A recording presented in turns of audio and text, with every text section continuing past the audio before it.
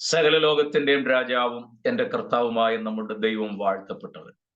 ആ ധന്യ നിസ്തുല്യമായ നാമത്തിൽ എല്ലാ പ്രിയപ്പെട്ടവർക്കും ഒരിക്കൽ കൂടെ എന്റെ വന്ദനം അറിയിക്കുകയും ഈ ദൈവവചന പഠനത്തിലേക്ക് ഹാർദമായി സ്വാഗതം ആശംസിക്കുകയും ചെയ്യുന്നു. പ്രിയ കർത്താവദാസം പ്രാർത്ഥനയിൽ ഓർപ്പിച്ചതുപോലെ നമ്മുടെ വാഴ്ത്തപ്പെട്ട കർത്താവിന്റെ മടങ്ങി വരവിൽ എടുക്കപ്പെടുന്നവരുടെ യോഗ്യതകൾ എന്ന വിഷയം നാം കൈകാര്യം ചെയ്തു വരികയായിരുന്നു. അതിന് പുനരുദ്ധാനം എന്ന വിഷയത്തിലേക്ക് വന്നപ്പോൾ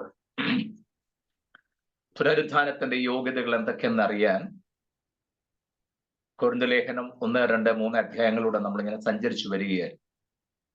3-ാം അധ്യായത്തിലെ ആത്മീക ശൈശവത്വം എന്ന വിഷയത്തിൽ വന്നപ്പോൾ എങ്ങനെയാണ് ഒരു ദൈവവചനത്തിന്റെ ആത്മീക വളർച്ച സംബന്ധിച്ചുള്ള ദൈവവചനത്തിന്റെ നിർദ്ദേശങ്ങൾ എന്നാണ് നമ്മൾ ഈ ദിവസങ്ങളിൽ ചിന്തിച്ചുകൊണ്ടിരിക്കുന്നത്. ക്ലാസിന്റെ ലക്ഷ്യം ഒന്നേ ഉള്ളത് നമ്മുടെ കർത്താവിന്റെ വരവിൽ നാം എടുക്കപ്പെടുക എന്നുള്ളത് മാത്രമാണ്. ഈ ദൈവവചന ചിന്തകൾ നിങ്ങൾക്ക് അനുഗ്രഹമാകുന്നുണ്ട് എന്ന് ഞാൻ ചിന്തിക്കുന്നു. പലരും പല സംശയങ്ങളൊക്കെ എനിക്ക് വാട്സപ്പിലൊക്കെ തന്നിട്ടുണ്ട്. ആ ചോദ്യം അതേപടി പറയാതെ ഞാൻ ഈ ക്ലാസ്സിനകത്ത് അതിന്റെ മറുപടി ചേർത്താണ് പറഞ്ഞത്. അപ്പോൾ ചോദ്യം ചോദിച്ച ആളുകൾക്ക് അത് ക്ലിയർ ആകുന്നുണ്ട് എന്ന് ഞാൻ കണക്കാക്കുന്നു. ദൈവം നമ്മെ അനുഗ്രഹിക്കട്ടെ. കഴിഞ്ഞ ക്ലാസ്സിൽ ഞാൻ പറഞ്ഞ് അവസാനിപ്പിച്ചത് ദൈവസഭയെ കർത്താവ് ഉപമിച്ച ചില സംഗതികളുടെ വെളിച്ചത്തിൽ അത് നമ്മുടെ ജീവിതവുമായി എങ്ങനെ ബന്ധപ്പെട്ടിരിക്കുന്നു എന്നുള്ളതാണ്. 1, ശിശുവിനോട് ഉപമിച്ചു. 2, കെട്ടിടത്തോട് ഉപമിച്ചു. 3-ാമത്തെ പോയിന്റാണ് നമ്മൾ ചിന്തിച്ചുകൊണ്ടിരുന്നത്, നട്ടിരിക്കുന്ന വൃക്ഷം. നട്ടിരിക്കുന്ന വൃക്ഷം ഫലദായകമായ നിലയിൽ അഥവാ ഫലം കൊടുക്കത്തക്ക നിലയിൽ ദൈവം നമ്മെ നട്ടിരിക്കുന്നു. ചെത്തിവെടിപ്പാക്കുന്നതിന്റെ ഉദ്ദേശമൊക്കെ ഞാൻ കഴിഞ്ഞ ക്ലാസ്സിൽ പറഞ്ഞതുകൊണ്ട് ഞാൻ അത് ആവർത്തിക്കുന്നില്ല. ഒരു വൃക്ഷം ഫലം കൊടുക്കുന്നതിന്റെ വളർച്ച പൂർണ്ണമാകുമ്പോഴാണ്, ശരിയല്ലേ? വളർച്ച പൂർണ്ണതയിലേക്ക് എത്തുമ്പോഴാണ് ഏതൊരു വൃക്ഷവും ഫലം കൊടുക്കുന്നത്. അപ്പൊ നമ്മുടെ ആത്മിക വളർച്ച എന്നുള്ളത് വളരെ ഗൗരവമുള്ളതാണ്. എന്തുകൊണ്ട്? നമ്മിൽ നിന്നും ആത്മിക ഫലങ്ങൾ ദൈവം പ്രതീക്ഷിക്കുന്നു എന്നുള്ളത് തന്നെ. ഞാൻ ആത്മിക ഫലങ്ങളെ കുറിച്ച് കഴിഞ്ഞ ക്ലാസ്സിൽ വിവരിച്ചിരുന്നു. നിങ്ങളുടെ ഓർമ്മയിൽ ഉണ്ടാകും, ഇതിന് കണക്കാക്കും. അതിൽ അതിപ്രധാനമായ സംഗതി അതിന്റെ 9-ാമത്തെ ഭാഗമാണെന്നും ഇന്ദ്രിയജയം എന്ന് മലയാളത്തിലും ഇംഗ്ലീഷിൽ സെൽഫ് കൺട്രോൾ എന്നും പറഞ്ഞിരിക്കുന്നു. സ്വയം നിയന്ത്രിക്കുക, അതിനുള്ള കഴിവ് ആർജിക്കുക. അതൊരു ആത്മീകന്റെ ജീവിതത്തിലെ പരിശുദ്ധാത്മാവ് നമ്മിലുണ്ട് എന്നുള്ള തെളിവായി ആത്മഫലങ്ങളിൽ പ്രധാനപ്പെട്ട ഒന്നാണ് സ്വയം നിയന്ത്രണം. 1 പറഞ്ഞ 2 പറയുന്നതല്ല ആത്മീകന്റെ ലക്ഷണം.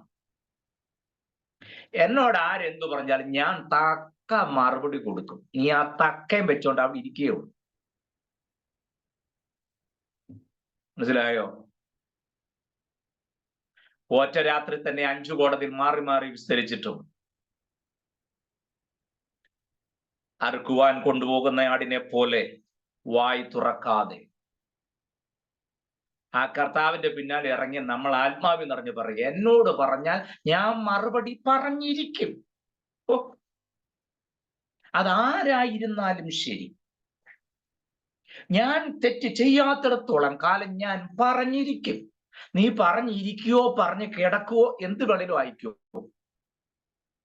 ഈ പറഞ്ഞ ക്ലോസിലേക്ക് നീ വരികയല്ല. അതാ വിഷയം. മനസ്സിലാകുന്നുണ്ടോ? എനിക്ക് കുറെ 8 കാര്യങ്ങളും നന്നായിട്ട് വിശദീകരിക്കണം. കാരണം ആത്മാവിന്റെ ഫലങ്ങൾ എന്നല്ല എന്ന് ഞാൻ പറഞ്ഞു. അതിനർത്ഥം ഈ 9 കൂടെ ചേർന്ന ഒറ്റ ഫലം. ക്ലിയർ ആയോ? ആ ഒരു ഫലത്തിനകത്ത് ഈ 9 കൂട്ടം ഐറ്റംസ് ഉണ്ട്. ഫലങ്ങളല്ല, ഫലമാണ്. ഏതെങ്കിലും ഒരെണ്ണം മാത്രം ഉണ്ടെങ്കിൽ ഫലമാണെന്ന് പറഞ്ഞ് ചാടരുത്. ആയിട്ടില്ല. സ്വോത്രം. അപ്പൊ ഇത് 9 പ്രാപിക്കണോ? പിന്നെ 9 അല്ല, അതിലധികം പ്രാപിക്കണമല്ലോ. പിന്നല്ലേ 9. സ്നേഹം, നിർവ്യാജമായ സ്നേഹം. സ്നേഹത്തിന് ഗ്രീക്കിൽ അഗാപ്പ എന്നൊക്കെ പറഞ്ഞ് കേട്ടിട്ടുണ്ടല്ലേ? അഗാപ്പ എന്നല്ല വേദോസത്തിലെ സ്നേഹം. ഞാൻ പിന്നെ പറയാം. സ്വോത്രം. അതാണ് ഈ ഗ്രീക്കിന്റെ പുറകെ പോകേണ്ടത് കുഴപ്പം. അഗാപ്പ അല്ല ദൈവസ്നേഹം. അഗാപ്പെ, ഫിലോ, എന്തെല്ലാം സംഗതിയാ ഉള്ളത്. കർത്താവ് മനസ്സാവാച അറിയാത്ത കാര്യമെല്ലാം കൂടെ ഈ പഠിപ്പിച്ചു വെച്ചേക്കുന്നത്. അതല്ല. ആരിപ്പം വഴക്കൊണ്ട് വരരുത്, ഞാൻ പിന്നെ പറഞ്ഞോളാം. പിന്നെ ഞാൻ പറഞ്ഞില്ലെങ്കിൽ മാത്രമേ എന്നോട് വഴക്കുണ്ടാക്കാവൂ. ഇപ്പൊ ഞാൻ ആ ഭാഗം വിടുക. അപ്പൊ സ്നേഹം, നിർവ്യാജ സ്നേഹം,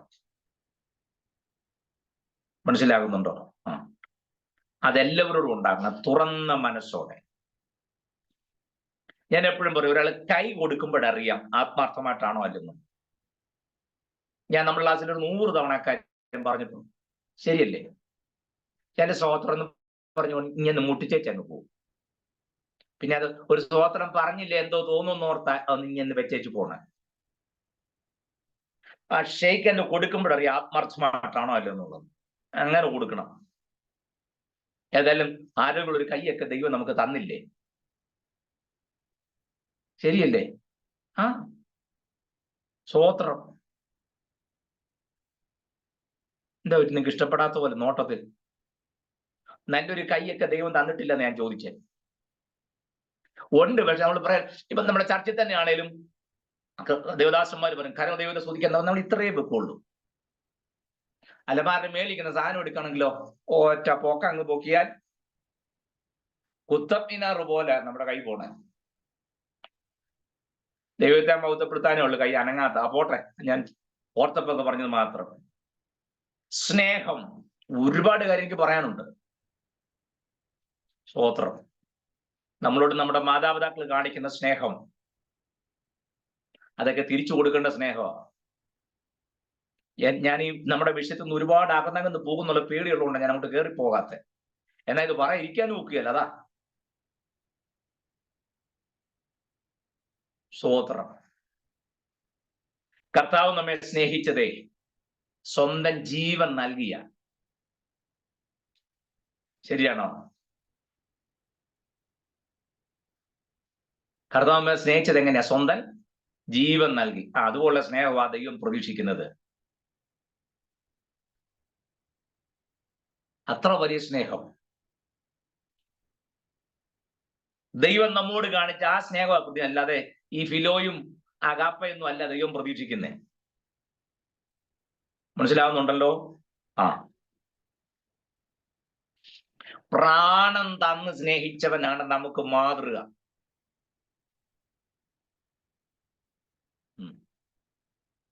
എനിക്ക് അടുത്ത പറയാനൊന്നും കിട്ടാഞ്ഞിട്ടൊന്നുമല്ല, ഞാൻ മനഃപൂർവ്വം സ്ലോ ആക്കുന്ന. അത് മനസ്സിലാക്കി അടുത്തതിലോട്ട് പോയാൽ മതി. ഇല്ലെങ്കിൽ ക്ലാസ് നിർത്തിയാലും കുഴപ്പമില്ല. അതിനായി സ്ലോ ചെയ്തു. അങ്ങനത്തെ സ്നേഹമാണ് ദൈവം പ്രതീക്ഷിക്കുന്നത്. മനസ്സിലായല്ലോ? നാം അവന് ശത്രുക്കളായിരിക്കുമ്പോൾ തന്നെ നമ്മെ സ്നേഹിച്ച് നമ്മോടുള്ള സ്നേഹം വെളിപ്പെടുത്തി. നമ്മൾ ആത്മാവിൽ നിറഞ്ഞു നിന്നപ്പോഴല്ല നമുക്ക് വേണ്ടി പ്രാണൻ തന്നതാണോ? ആണോ? അല്ലല്ലോ. നമ്മൾ പാടുന്ന ഒരു പഴയ പാട്ട് നിങ്ങൾ ഓർത്തിട്ടുണ്ടോ? സന്ദർഭവശാൽ ഓർമ്മ വന്നപ്പോൾ അത് ചോദിച്ചതാ. പാപികൾക്കായി മനുവായുരുവായി പാപിയിൻ വേഷം എന്നാലും. അറിയോ പാട്ട്? പാപികൾക്കായി മനുവായുരുവായി പാപിയിൻ വേഷം എന്നാലും പാപവിഷം കലരാതെ ശാപമൊഴിപ്പതിനായി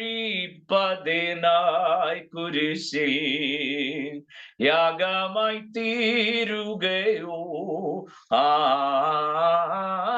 ശാപമൊഴിപ്പതിനായി കുരിശിൽ യാഗമായി തീരുകയോ. സ്നേഹമിതാശ്ചര്യമേ, ഓ അതിശയമേ, ഓ അതിശയമേ. ക്ഷോണിതാലേ ഞാനെന്നും പാടുമേ ഈ ദിവ്യ സ്നേഹത്തെ. ക്ഷോണിതാലേ ഞാനെന്നും പാടുമേ ഈ ദിവ്യ സ്നേഹത്തെ. ദൈവ കുഞ്ഞാട് നിൻ സ്നേഹരസം എന്നകമേ വഴിഞ്ഞോടാൻ. ദൈവ കുഞ്ഞാട് നിൻ സ്നേഹരസം എന്നകമേ വഴിഞ്ഞോടാൻ. ഉന്നതനെ സ്തുതിച്ചിടാൻ മണ്ണിലെന്നും തവ സേവ ചെയ്യുവാൻ എന്നെ നിറയ്ക്കണമേ. മണ്ണിലെന്നും തവ സേവ ചെയ്യുവാൻ എന്നെ നിറയ്ക്കണമേ. സ്നേഹമിതാശ്ചര്യമേ, ഓ അതിശയമേ, ഓ അതിശയമേ. ക്ഷോണിതാലേ ഞാനെന്നും പാടുമേ ഈ ദിവ്യ സ്നേഹത്തെ. ക്ഷോണിതാലേ ഞാനെന്നും പാടുമേ ഈ ദിവ്യ സ്നേഹത്തെ.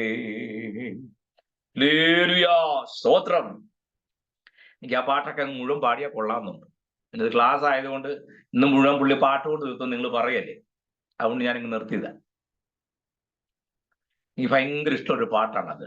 സ്നേഹമിതാശ്ചര്യമേ, ഓ അതിശയമേ. ക്ഷോണിതലേ ഞാൻ എന്നും പാടുമേ ദിവ്യ സ്നേഹത്തെ. കണ്ടോ, ആ ദൈവസ്നേഹം നമ്മളിൽ നിന്നും പ്രതീക്ഷിക്കുന്ന എന്റെ ഉള്ളം വല്ലാതെ സന്തോഷിക്കുന്നു. സോദരം, വിഷയത്തിലേക്ക് മടങ്ങി വരാം. അതാണ് സ്നേഹത്തിന്റെ ഗുണം. ദൈവം നമ്മോട് കാണിച്ച സ്നേഹം ഓർക്കുമ്പോൾ ആ ഫലം ഉണ്ടാകണമെന്ന് ആ ദൈവം പ്രതീക്ഷിക്കുന്നു. സന്തോഷം വേണം, സ്നേഹം മാത്രം പോരെ, സന്തോഷം. ഏത് സന്ദർഭത്തിൽ ഒരു ദൈവത്തിന്റെ മുഖത്തേക്ക് നോക്കിയാൽ ഒരു ചൈതന്യമൊക്കെ കാണണം. മനസ്സിലായോ? ഈ നമ്മൾ തന്നെ പലതും ഓപ്പോസിറ്റ് ആയിട്ടല്ലേ പറഞ്ഞത്. എന്തുകൊണ്ട് അമ്മ വിശേഷം? ഓ എന്ത് പറയാനാ പാസ്റ്റേ, കർത്താവ് നടത്തുന്നു, അല്ല വേറൊന്നും. പിന്നെ ആരാളിയും നടത്തണോ? അല്ല പിന്നെ ആരാ നടത്തണ്ടേ? ഏതാണ്ട് ഗതികേട് പോലെ പറഞ്ഞേ, കർത്താവ് നടത്തുന്നു, അല്ല അതൊന്നും പറയാനില്ല. എടാ ഞാൻ ചോദിക്കും, പിന്നെ ആരാ നടത്തേണ്ടത്? കർത്താവ് നടത്തുന്നല്ലേ ഏറ്റവും വലിയ ഗുണം. പിന്നെ ഓരോ ദിവസം ജയോത്സവം നടത്തുന്നത്, ദൈവം അത്ഭുതകരം നടത്തുന്ന മാമേ എന്ത് പറയണ്ടേ? അതിന് പറയാം ഏതാണ്ട് വലിയ അബദ്ധം പറ്റുമല്ല, കർത്താവ് നടത്തുന്നു, അല്ല അതൊന്നും പറയാനില്ല. പിന്നെ വേറെ ആരണ്ടൊക്കെ നടത്താന്ന് പറഞ്ഞാണ് അവരെല്ലാം മാറി.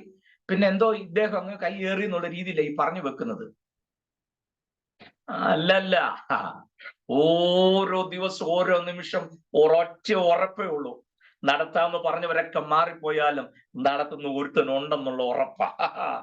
മരുഭൂയാത്ര അതികഠിനം, പ്രതികൂലങ്ങൾ അനുനിമിഷം, പകൽ മേഘസ്തംഭം രാത്രി അഗ്നി തൂണായി എന്നെ അനുദിനം വഴി നടത്തും.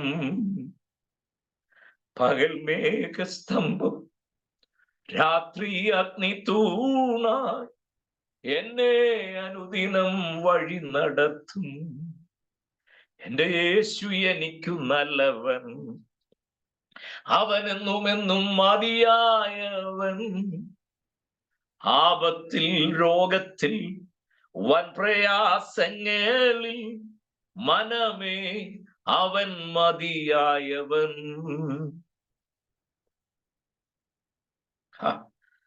നടത്താമെന്ന് പറഞ്ഞ ഒരുത്തം കൂടെ ഉണ്ടെങ്കിൽ അതിനപ്പുറത്ത് വല്ലതും വേണോ ദൈവമക്കളെ? അപ്പോ ദൈവം നടത്തുന്നു എന്നുള്ള ഉറപ്പിൽ വേണം ഒരു ദിവസവും. ഒന്നും കണ്ടിട്ടല്ലേ എൻ ജീവിതാരംഭം, വിശ്വാസ കാൽച്ചുവടിയിൽ അത്രേ തന്നിടുന്നേ സ്വർഗ ഭണ്ഡാരത്തിൽ നിന്നും ഒന്നിനും മുട്ടില്ലാതെ വണ്ണം. അതൊക്കെ എന്തോ ചൈതന്യല്ലേ? Praise the Lord. യേശു നായകൻ, സമാധാനദായകൻ, നിനക്കെന്നും ധനമേ. ഒക്കെ എന്തോ ഇത് എന്റെ മനസ്സിലെല്ലാം ഇങ്ങനെ ഓളം അടിക്കുമ്പോൾ കിടക്കുന്നുണ്ട്, അറിയാതെ അങ്ങ് വന്നു പോണതാണ്. നിന്റെ നിക്ഷേപം അവനെന്ന് കരുതാം, എങ്കിൽ സക്ഷേമം അവനിൽ അമരാം. ഇത്ര ശ്രേഷ്ഠനാം ഒരുവൻ നിൻ കൂടെയുള്ള അതിനാൽ എന്തിനാകുലം കലരുന്നൻ മനമേ. യേശു നായകൻ, സമാധാനദായകൻ, നിനക്കെന്നും ധനമേ. എത്ര ശ്രേഷ്ഠമാണെന്നറിയാമോ? അതിങ്ങനെ ഓരോ ദിവസം രുചിച്ചറിഞ്ഞ് അനുഭവിച്ചറിഞ്ഞു പോകുന്ന ഒരു ദൈവത്തിനെ ഞാൻ ഈ പറഞ്ഞതിന് സംഗതി പിടികിട്ടു. ക്ലാസ് ആണെന്ന് എനിക്കറിയാം, പോയിന്റ് ഏതാണെന്ന് അറിയാം, പക്ഷെ എന്റെ ഉള്ളിലുണ്ടായ ആത്മീക സന്തോഷം കൊണ്ടാണ് ഞാൻ ഇതെല്ലാം പറഞ്ഞത്. നടത്തിയിടുന്നു, ദൈവം എന്നെ നടത്തിയിടുന്നു, നാൾ തോറും തൻ കൃപയാൽ എന്നെ നടത്തിയിടുന്നു. ആരിലും എൻ മനോഭാരങ്ങളെ അറിയുന്ന വല്ലഭനുണ്ടെനിക്ക്, ആകുലത്തിൽ എന്റെ വ്യാകുലത്തിൽ. എത്ര ശ്രേഷ്ഠമായ പ്രിയരെ, സ്തോത്രം. അപ്പോഴേ ഒരു ദൈവ ജീവിതത്തിൽ സ്നേഹം മാത്രം പോരാ, സന്തോഷം. ഏതു സന്ദർഭത്തിലും ഒരു ദൈവത്തിന് സന്തോഷിക്കാൻ കഴിയണം. നമ്മൾ മനുഷ്യനാണ്, ചിലപ്പോൾ മാനസികം നമ്മെ തകർക്കുന്ന അനുഭവങ്ങളൊക്കെ ഉണ്ടാകാം. പക്ഷെ ഒരു ദൈവത്തിന്റെ ജീവിതത്തിൽ ഈ സന്തോഷം എന്ന ആത്മഫലം നഷ്ടപ്പെട്ടു പോകരുത്. ആ സന്തോഷം ഉണ്ടെങ്കിൽ സമാധാനം ഉണ്ടാവും ഏത് കാര്യത്തിൽ. ചിലർക്ക് ഒരു സമാധാനം ഒന്നും പറയാൻ ഒക്കത്തില്ലേ. എന്റെ ദൈവമേ എന്തോ ചെയ്യുമെന്ന് എനിക്കറിയാൻ മേല, അയ്യോ എന്തോ അന്നേ ചെയ്യുന്നതെന്ന് ഷോ ചെല്ലങ്ങനെ പെറുപെറുന്ന് പറഞ്ഞുകൊണ്ടിരിക്കും അല്ലേ. അവർക്ക് ഇങ്ങനെ പറഞ്ഞില്ലെങ്കിൽ ഒരു സമാധാനമില്ല. അങ്ങനെ വീട്ടിലുള്ള മറ്റുള്ളവരുടെ സമാധാനം കൂടെ കെടുത്തിക്കളയും. വല്ല കാര്യമുള്ളതാണ് അതുമല്ല. അങ്ങനല്ല. ഏത് കാര്യം കേട്ട ഒരു സമാധാനം വേണം. സമാധാനം എന്ന് പറഞ്ഞ് ആക്ട് ചെയ്യുന്നോടത്ത് ആക്ട് ചെയ്യാതിരിക്കണമെന്നല്ല ഞാൻ പറഞ്ഞത്.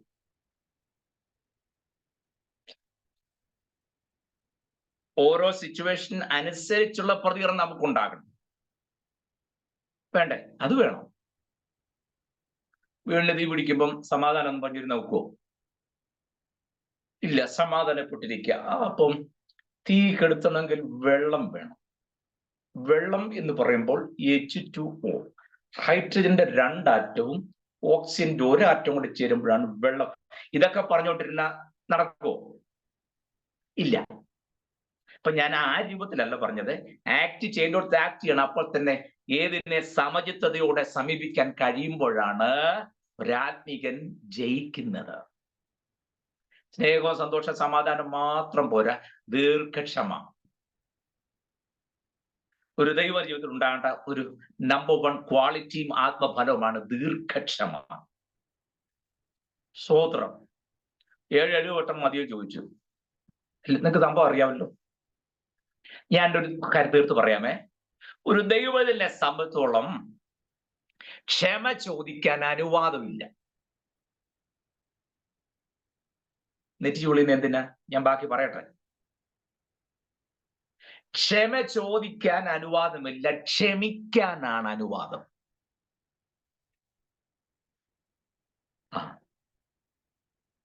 അല്ലെങ്കിൽ എന്നോട് പറയട്ടെ. പിന്നല്ലാതെ എന്നോട് പറഞ്ഞാൽ ഞാൻ വിട്ടുകള, ഇല്ലെങ്കിൽ ഞാൻ കൊണ്ടു നടക്കും. അങ്ങനല്ല. സ്തോത്രം. തമ്മിൽ പറഞ്ഞ് ക്രമീകരിക്കണം. തീർച്ചയായിട്ടും അത് വ്യവസ്ഥ എങ്ങനെയാ? അങ്ങനെ അല്ലാത്തവന്റെ സ്വോത്രാഴ്ച മേടിക്കരുന്ന വേദോസം പറയുന്നേ. രണ്ടുപേരും തമ്മിൽ മാനസികമായി ചേർച്ചയിലല്ലെങ്കിൽ അവന്റെ സ്വോത്രാഴ്ച ദൈവസഭയിൽ എടുക്കാൻ പാടില്ല എന്ന് ഞാനല്ല, കർത്താവ് പറഞ്ഞു. നിന്റെ വഴിപാട് കൊണ്ടുവരുമ്പോൾ നിന്റെ സഹോദരന് നിന്നോട് വല്ലതും ഉണ്ടെന്ന് തോന്നിയാൽ നിന്റെ വഴിപാടിനെ അവിടെ വെച്ചിട്ട് അങ്ങോട്ട് ചെന്ന് അവൻ ഇങ്ങോട്ടും ക്ഷമ പറയാൻ നിൽക്കരുത്. അവന് നിന്നോടുണ്ടെന്നല്ലേ. അപ്പോൾ അവൻ വന്ന് നിരക്കാൻ നിൽക്കരുത്, നീ അങ്ങോട്ട് ചെന്ന് നിരപ്പ് പ്രാപിക്കണമെന്ന്. നല്ല കളിയായി. അങ്ങോട്ട് ചെന്ന് നിരക്ക് ഇപ്പൊ പോകുന്നില്ല. കാൾ ഓതിയാലും കൊള്ളാം, ഇല്ലെങ്കിലും കൊള്ളാം. ഞാനൊന്നും ചെയ്തിട്ടില്ലല്ലോ. എന്റെ വായിന്ന് ഒരൊറ്റ വാക്ക് പോലും വീണിട്ടില്ല. പിന്നെ ഞാൻ എന്തിനാ ക്ഷമ ചോദിക്കുന്നേ? എന്തിനാന്ന് കർത്താവിനോട് ചോദിക്കണം. കർത്താവ് പറയാ, അവന് നിന്നോട് വല്ലതും തോന്നിയാൽ അവൻ ഇങ്ങോട്ട് വരാൻ നിൽക്കണ്ട, നീ അങ്ങോട്ട് ചെന്നങ്ങ് ക്രമീകരിച്ചേക്കണമെന്ന്. അതൊക്കെ എന്നെ ഉപദേശമല്ലേ? ചുമ്മാതാണോ ശിഷ്യന്മാര് പറഞ്ഞത് കഠിനോപദേശമാണ്? അപ്പൊ ഒക്കെ കിട്ടിയപ്പോ ഭയങ്കര സന്തോഷമായിരുന്നു കേട്ടോ. 5 അപ്പം അങ്ങോട്ട് എടുക്കുന്നു, വാഴ്ത്തുന്നു, അങ്ങോട്ട് വിളമ്പി ഭയങ്കര ഇടപാട്. വിളമ്പുന്നവർക്കെല്ലാം തീരുമ്പോ ഓരോ കൊട്ട അപ്പം മിച്ചു. നല്ല യോഗമായിരുന്നു. ഉപദേശത്തിലേക്ക് വന്നപ്പോ ഇത് കഠിനോപദേശമാണ്. നമുക്ക് അങ്ങനെയൊക്കെ തോന്നുമല്ലേ? പോട്ടെ. ദീർഘക്ഷമ മാത്രം പോരാ, ദയ. ചിലർ കണ്ടിട്ടില്ലേ നാടൻ ഭാഷ ഞാൻ കരിങ്കല്ലിന് കാറ്റ് പിടിക്കുന്ന പോലെ എന്ത് കേട്ടാൽ എന്താ പറയാ, ഒരു കാര്യത്തോടൊരു ദയാവായ്പോടെയുള്ള ഒരു മനോഭാവം ഇല്ലാതെ പോകുന്നത് ആത്മഫലം ഉള്ളവൻ ഒരിക്കലും പറ്റുന്ന കാര്യമല്ല. ദയ ഉണ്ടാകണം. മറ്റുള്ളവരുടെ വേദന അവനവന്റെ വേദനയായി തോന്നണം. മറ്റുള്ളവന്റെ കഷ്ടത കാണുമ്പോൾ വേണോന്നേ. സ്തോത്രം. ഞാൻ പറഞ്ഞ് മനസ്സിലാക്കുന്നുണ്ടോ? ദയ കാണിക്കണം മറ്റുള്ളവരോട് എല്ലാ നിലയിലും. ഞാൻ കഴിഞ്ഞ ദിവസം പറഞ്ഞില്ലേ 2024 25 കയറിയപ്പോൾ പുള്ളി പിന്നെയും പുറകോട്ട് പോകുക അല്ലേ? ഞാൻ ശകലൊന്ന് പുറകോട്ട്, ഇത്ര 10-15 ദിവസമല്ലേ ആയുള്ളൂ, ഒന്നും പുറകോട്ട് ഒന്നും കുഴപ്പമില്ല. പുതുപക്ഷത്തിൽ എല്ലാം പുതുതാണല്ലോ. ആയിക്കോട്ടെ. പഴയത് അർഹരായവർക്ക് കൈമാറിയായിരുന്നോ?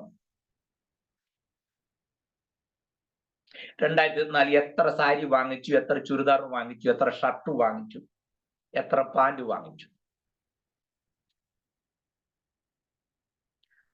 3 വാങ്ങിച്ചപ്പം പഴയത്, പുതിയത് കൊടുത്തില്ലേലും കുഴപ്പമില്ല, പഴയത് ഒരെണ്ണമെങ്കിലും വെളിയിലോട്ട് പോയായിരുന്നോ?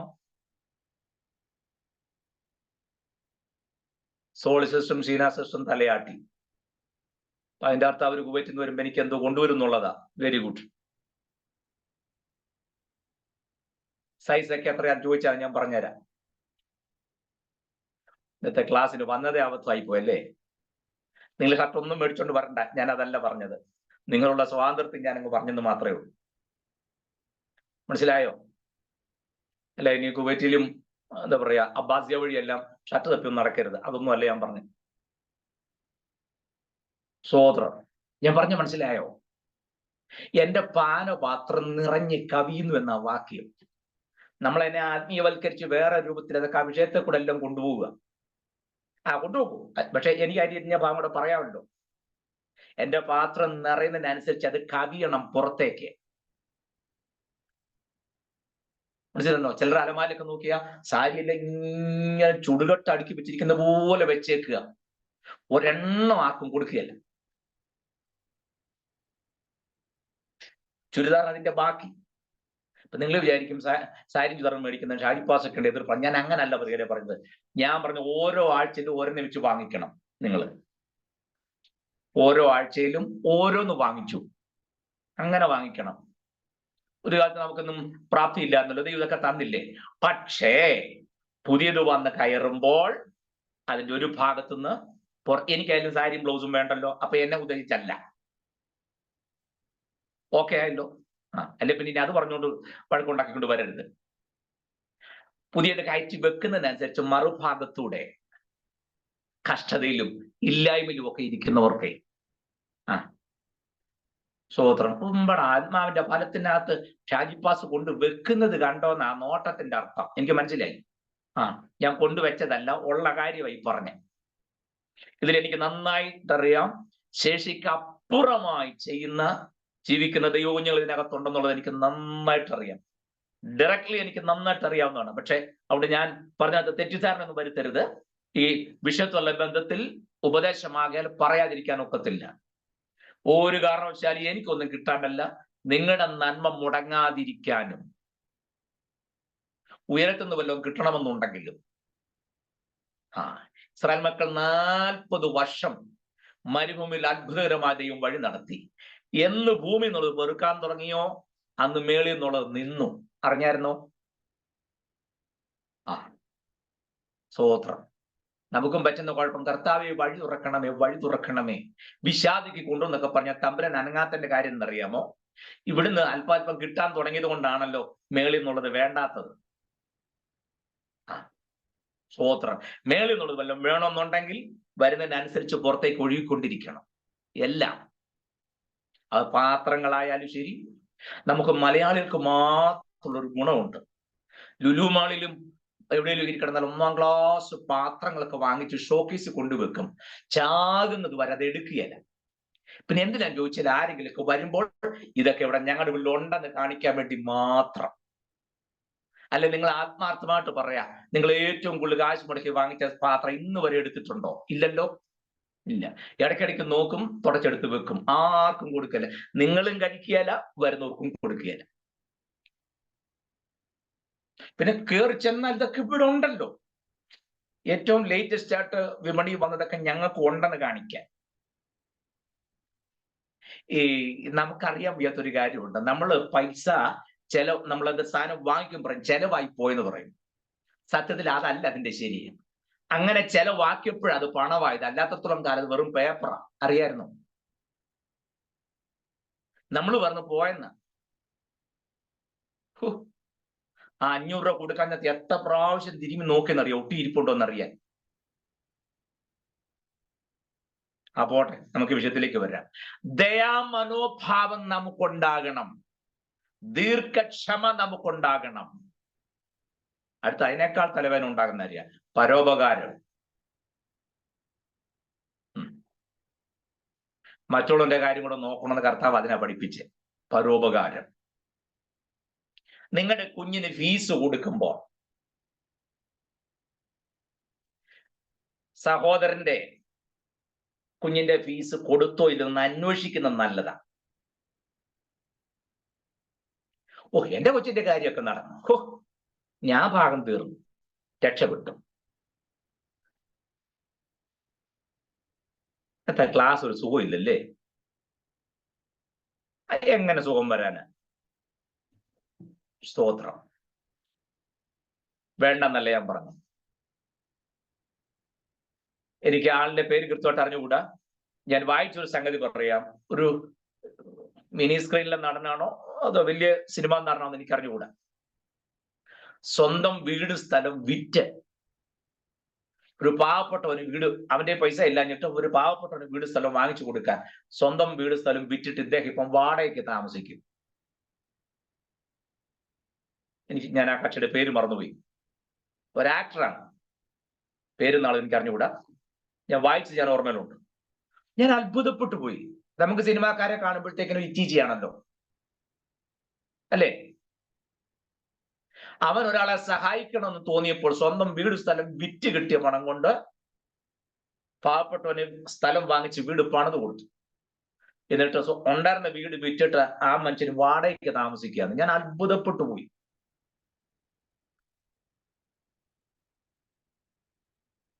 അത്ഭുതപ്പെട്ടു, റിയലി. ഞാൻ ദൈവത്തിന് മുമ്പിൽ ഇരുന്നല്ലേ പറഞ്ഞത്. ഞാൻ ആ നടനെ പൊക്കി പറയാനായിട്ടല്ല പറഞ്ഞത്, പക്ഷെ ആ മനസ്സ് കണ്ടേ പറ്റൂ. നല്ല കാര്യം നല്ല എന്ന് പറയണ്ടേ? അതാരായിരുന്നാലും നിങ്ങൾ വീട് സ്ഥലം വിറ്റേച്ചൊന്നും ആർക്കും വീട് പണിയാനൊന്നും പോകരുത്. സ്തോത്രം. അതിലൊക്കെ ആരെങ്കിലും ചോർന്നു വലിച്ച് കിടക്കുന്ന സ്ഥിതി ഉണ്ടെങ്കിൽ ഒന്ന് മനസ്സിൽ കരുത്, നല്ലതാ. അത്ര ഞാൻ പറയുന്നു. നമുക്കിതൊന്നുമില്ലാതെ നമ്മുടെ കാര്യമല്ല ഓക്കെ, അതിനപ്പുറത്തേക്ക് പോകാത്തൊരു സ്ഥിതി ഉണ്ടെങ്കിൽ നോ. വേദോസത്തിന്റെ പ്രിൻസിപ്പിൾ എന്താണെന്നറിയാമോ? പ്രത്യേകിച്ച് ഫൈനാൻസ് സ്റ്റുവാർഷിപ്പ് ഒക്കെ നിങ്ങൾ പഠിക്കണം. എന്റെ ആവശ്യത്തിൽ കഴിഞ്ഞുള്ള പണം എന്റെ കയ്യിൽ ഇരിക്കാൻ പാടില്ല. അത് അടുത്ത ആളിലേക്ക് ഒഴുകണം. അതാണ് വേദപുസ്തകം പഠിപ്പിക്കുന്നത്. അങ്ങനെയൊക്കെ ഉണ്ടോ ഇതിനകത്ത്? ഉണ്ടെന്നേ. അല്ല ഇതെല്ലാം ഇവിടെ ബാങ്കിലിട്ട് അങ്ങ് മക്കൾക്കും കൊച്ചുമക്കൾക്കും കൂടെ ആക്കി വെക്കാനായിട്ട് വേദപുസ്തകം പഠിപ്പിക്കുന്നില്ല. നിങ്ങൾ വിചാരിക്കും ഞാൻ ദാരിദ്ര്യത്തിന് സുവിശേഷമായി പറയുന്നത്. അല്ലല്ല. സ്തോത്രം. വേദപുസ്തകത്തിന്റെ പ്രിൻസിപ്പിൾ. അതുകൊണ്ടാണ് ആദിമ സഭയിൽ ആർക്കും ഒന്നൊരു ബുദ്ധിമുട്ടില്ലാതെ പോയത്. അവർക്കുള്ളതൊന്നും അവർ സ്വന്തമെന്നെണ്ണിയില്ല. മനസ്സിലായല്ലോ? സ്തോത്രം. ആർക്കും അതുകൊണ്ട് മുട്ടു വന്നില്ല. ഉള്ളത് എല്ലാവർക്കും കൂടെ ആയിരുന്നു. പോട്ടെ. പരോപകാരം. നമ്മൾ പറഞ്ഞ ചെയ്യാതില്ലാത്തൊരു ഉപകാരം ചെയ്യുന്നതിന് എന്നാണ്. ഇനി ഞാൻ പറയാം, ഉപകാരം ഒന്നും ചെയ്യണ്ട, ഉപദ്രവിക്കാതിരുന്നാൽ മതി. കുറഞ്ഞ പക്ഷെ അതൊരു വലിയ ഉപകാരമാണ്. നിനക്ക് ഒരു നേരത്തെ ആഹാരം കൊടുക്കാൻ ശേഷിയില്ലെങ്കിൽ കിട്ടുന്നിടം ചൂണ്ടിക്കാണിക്കലും ചെയ്തിരുതോ? കുറഞ്ഞ പക്ഷം നീ വയറ് നിറച്ച് കഴിച്ചു, നീ മേടിച്ചു കൊടുക്കുകയും വേണ്ട, സൗജന്യമായിട്ട് കൊടുക്കുന്നവരുണ്ടെങ്കിൽ ചൂണ്ടിക്കാണിക്കുന്ന കുഴപ്പം? സഹായിക്കാൻ ശേഷിയില്ലേ? വേണ്ട, സഹായിക്കുന്നവരുണ്ടെങ്കിൽ ഒരു വാക്ക് പറയാമല്ലോ. ഇന്ന പോലെ ഒരു ഇതുണ്ട് കേട്ടോ, ഒന്ന് എന്തെങ്കിലും ചെയ്യാൻ പറ്റിയാൽ നല്ലതായിരിക്കും എന്നൊരു അഭിപ്രായം പറയുന്നത് തന്നെ. ഇന്നത്തെ കാലത്ത് എല്ലാവരുടെയും കാര്യം പറയാൻ നോക്കില്ല കേട്ടോ. അങ്ങനെയും കൂടെ ഉണ്ട്. പോട്ടെ, പരോപകാരം ഒത്തിരി പറയാൻ എന്റെ മനസ്സിൽ പലതും ഓങ്ങി വരുന്നു. അവിടെ നിൽക്കട്ടത്. പരോപകാരം മാത്രം പോരാ, വിശ്വസ്തത. കർത്താവിന് ആവശ്യം ബിരുദന്മാരെ അല്ല, വിശ്വസ്തന്മാരെയാണ്. സ്തോത്രം. വിശ്വസ്തത ഏത് കാര്യത്തിലും. ദയവ് ഇത് കൂട്ടം നിൽക്കുന്നവർക്ക് പാര വെക്കരുത്. ഈ മുമ്പല്ലോണ്ട് ചിരിക്കുക, അണപ്പല്ലോണ്ട് ഇറുമയും ചെയ്യരുത്. മനസ്സിലാവുന്നുണ്ടോ? ചെറിയ ചിരിക്കല്ലേ, ആ ചിരി തീരുന്നത് ഇങ്ങനെയാക്കി. അങ്ങനെ ആക്കരുത്. മനസ്സിലാവുന്നുണ്ടോ? രണ്ട് ക്യാരക്ടർ വേണ്ട. സ്തോത്രം. സൗമ്യത. നമ്മളൊരാളോട് സംസാരിക്കും ഒക്കെ ചെയ്യുമ്പോൾ ആ ഒരു വിധേയത്വവും സൗമ്യമായ നിലയിലുള്ള സംസാര ശൈലിയൊക്കെ ഉള്ളത് നല്ലതാണ്. നല്ലതാണല്ല, അതൊക്കെയാണ് ആത്മാവിന്റെ ഫലം. അല്ല, ആത്മാവിന്റെ ഫലം എന്ന് പറഞ്ഞാൽ നീ കയറിയിരിക്കും ഒരു തുള്ളി ആ പായെല്ലാം ചവിട്ടി കീറുന്നതല്ല. ഈ പാ ചവിട്ടി കീറിയ ആളൊരു വാക്കൊന്ന് പറയാൻ ചെന്ന് അന്നേരം കാണാം വെളിച്ചപ്പാട് തുള്ളുമ്പോഴായിരിക്കും വരുന്നത്. ഒരു കാര്യം സമാധാനത്തോടെ കേൾക്കുകയല്ല. അച്ഛൻ അവിടെ മിണ്ടായിരിക്കും, അച്ഛൻ എനിക്കറിയാൻ കാര്യം പറയാം. ആ കക്ഷി ആ ഹോളിനകത്ത് തുറന്നോണ്ട് ഈ തുള്ളുന്ന സ്തോത്രം അല്ല. സൗമ്യത, ഇന്ദ്രിയ ജയം, ആത്മാവിന്റെ ഫലമായിട്ട് 9 അവിടെ കൊടുത്തിരിക്കുന്നത്. ബാക്കി ഇഷ്ടം പോലെ കിടക്കുന്നു, ഞാൻ അങ്ങോട്ട് പോകുന്നില്ല. ഫലം ഉണ്ടായാൽ മാത്രം പോരാ, ആ ഫലം നിലനിൽക്കണം. അല്ല, ഇന്ദ്രിയ ജയം, സെൽഫ് കൺട്രോൾ. ഏതു ജീവിതത്തിലും ഏതൊരു സന്ദർഭത്തിലും സ്വയം നമ്മെ നിയന്ത്രിക്കാൻ നമുക്ക് കഴിയണം. നോ പറയേണ്ടതിനോട് നോ പറയാൻ, പാടില്ല എന്നുള്ളതിനോട് പാടില്ല എന്ന് പറയാൻ ഒരു ദൈവത്തിന് കഴിയണം. അല്ലാതെ ഹോളിനകത്ത് കയറി ഇരിക്കും പോലെ അങ്ങനെ ഒരു പാട്ടിന് 4ാമത്തെ ലൈൻ ആകുമ്പോൾ പോലെ അങ്ങ് തുള്ളി പോകുന്ന ആത്മീയത്തിന്റെ കാര്യമൊന്നുമല്ല ഞാൻ ഈ പറയുന്നത്. തുള്ളിക്കോ, ഇഷ്ടം പോലെ തുള്ളണം, നന്നായിട്ട് തുള്ളുകയും നൃത്തം ചെയ്ത് ദൈവത്തെ സ്തുതിക്കുകയും ഒക്കെ ചെയ്യണം. പക്ഷെ ഇതൊന്നും ഇല്ലാതുള്ള തുള്ളലാണെങ്കിൽ ഗുണമില്ലെന്നാ ഞാൻ ഈ പറഞ്ഞേ. മനസ്സിലാകുന്നുണ്ടോ? മലയാളത്തിൽ പിന്നെ കുറെ കൂടെ എന്താ പറയാ, ഒരു സുഖമുള്ള പ്രയോഗം കൊടുത്തിരിക്കുന്നത് ഇന്ദ്രിയങ്ങളെ ജയിക്കാൻ കഴിയണമെന്ന്. പഞ്ചേന്ദ്രിയങ്ങളെ, കണ്ണിനെ, മൂക്കിനെ, നാവിനെ, വായയും ത്വക്കിനെയും ഒക്കെ നിയന്ത്രിക്കാൻ കഴിയണം. അതൊരു വലിയ വിഷയം തന്നെയാണ്. സ്തോത്രം. അതിനെല്ലാം കൺട്രോൾ ചെയ്യുന്ന കുഞ്ഞാടിന്റെ രക്തമായിരിക്കണം. മുമ്പ് ഞാൻ ഒരിക്കൽ പറഞ്ഞതാ, ശരിക്കും ഞാൻ പോകുന്നില്ല, മടങ്ങി വരുന്നു. അപ്പോൾ ഇത്രയും കാര്യങ്ങളോട് ഉപമിച്ചുകൊണ്ടാണ് കർത്താവ് ദൈവസഭയെ ഒരു ദൈവപൈതലിനെ കാണിക്കുന്നത്. അടുത്ത പോയിന്റ് പറഞ്ഞു വേഗം ഞാൻ ക്ലാസ് അവസാനിപ്പിക്കാം. പിന്നീട് പറഞ്ഞിരിക്കുന്നതാണ്, നമ്മെ ഉപമിച്ചിരിക്കുന്നതാണ് ക്രിസ്തുവിന്റെ ശരീരം. കൊരിന്ത്യർ 1 ലേഖനം 6-ാം അധ്യായം 15-ാമത് വാക്യം. കൊരിന്ത്യർ 1 ലേഖനം 6-ാം അധ്യായത്തിന്റെ 15-ാമത് വാക്യം.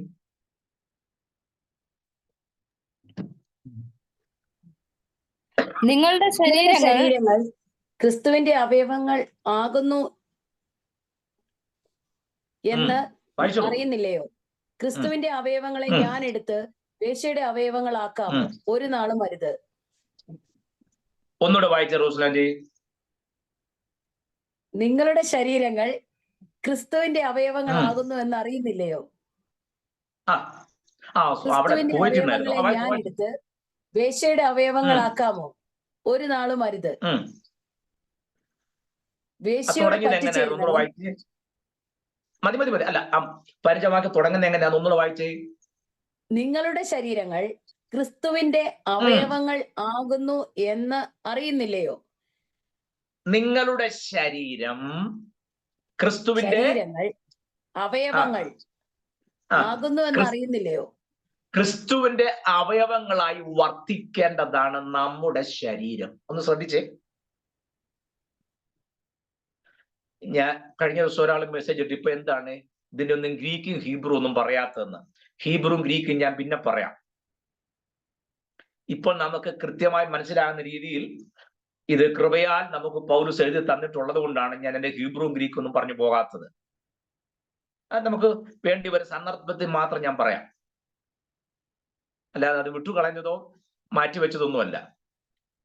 നമുക്ക് ഹീബ്രു പഠിക്കാനായിട്ടല്ലല്ലോ, വേദോസം പഠിക്കാനായിട്ടല്ലേ. അതുകൊണ്ട് അത് ഞാൻ ഇടയ്ക്ക് പറഞ്ഞോളാം. ഒരാൾ മെസ്സേജ് ഇട്ട പണ്ടത്തെ സ്റ്റാൻഡേർഡിലേക്ക് എനിക്കറിയാമല്ലോ, എന്തെല്ലാം കയറിയാൽ നിങ്ങൾ എല്ലാവരും പറയും പണ്ടത്തെ സ്റ്റാൻഡേർഡ് ഇല്ലെന്ന്. ഇനി ഇതിലും സ്റ്റാൻഡേർഡ് താഴുകയല്ലേ ഉള്ളൂ അടുത്ത അധ്യായത്തിലേക്ക് ചെല്ലുമ്പോൾ. എനിക്കറിയാമല്ലോ സ്റ്റാൻഡേർഡ് താഴുമെന്ന്. സ്തോത്രം. രണ്ട് കൈയിലും വടിയായിട്ട് എന്ന് തകർത്തതാണ് കൊരിന്ത്യർ ലേഖനത്തിൽ പൗലൂസ്, ഒരു മയവും ഇല്ലാതെ. പിന്നെ അത് പറയുമ്പോൾ സ്റ്റാൻഡേർഡ് കുറയല്ല, അതുകൊണ്ട് സ്റ്റാൻഡേർഡ് കൂടുവോ? ഇല്ല. പക്ഷെ അവിടെ കുറഞ്ഞോട്ടെ, അത് പ്രതീക്ഷിച്ചാൽ നിങ്ങൾ ക്ലാസ്സിലിരിക്കാവും. സ്തോത്രം. നമുക്ക് മുന്നോട്ട് നീങ്ങാം, കുഴപ്പമില്ലല്ലോ, ഒരു വഴക്കുമില്ലാന്ന് ഞാൻ വിശ്വസിക്കുക. മുന്നോട്ട് നീങ്ങാം.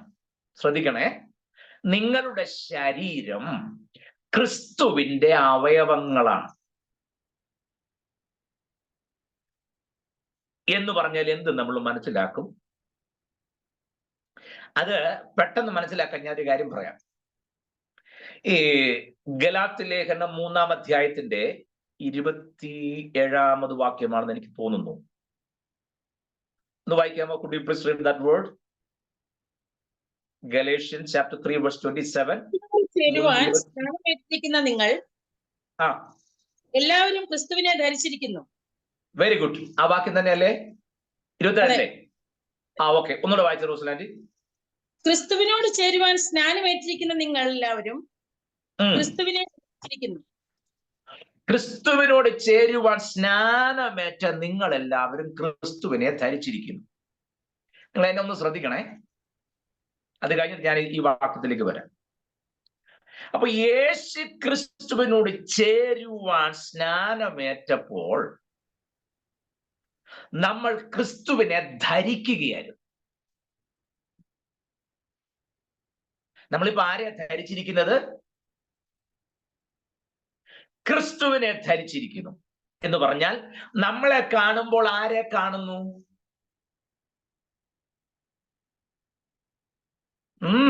ആരെ കാണുന്നു? ക്രിസ്തുവിനെ കാണുന്നു. എഗ്രീഡ്? സമ്മതിച്ചല്ലോ, മാറ്റി പറയരുത് ഇനി. നമ്മെ കാണുമ്പോൾ ആരെ കാണുന്നു? ക്രിസ്തുവിനെ കാണുന്നു. നടക്കുവോ അത്? നടക്കണമെന്ന് ആ പുസ്തകം പറയുന്നത്. ക്രിസ്തു ഏതെങ്കിലും സഭായം കഴിഞ്ഞ് ആരോടും മിണ്ടാതെ ഇറങ്ങിപ്പോകുന്ന കണ്ടിട്ടുണ്ടോ? ഒരു ആശീർവാദം പറഞ്ഞതും ഒരു മനുഷ്യനോട് പോലും മിണ്ടാതെ അന്നേരെ ചർച്ചയിൽ നിന്ന് ഇറങ്ങി നേരെ സ്റ്റാൻഡിൽ വന്ന് വണ്ടിയെ കയറി വീട്ടിൽ പോണ ക്രിസ്തുവിനെ ആരെങ്കിലും കണ്ടിട്ടുണ്ടോ?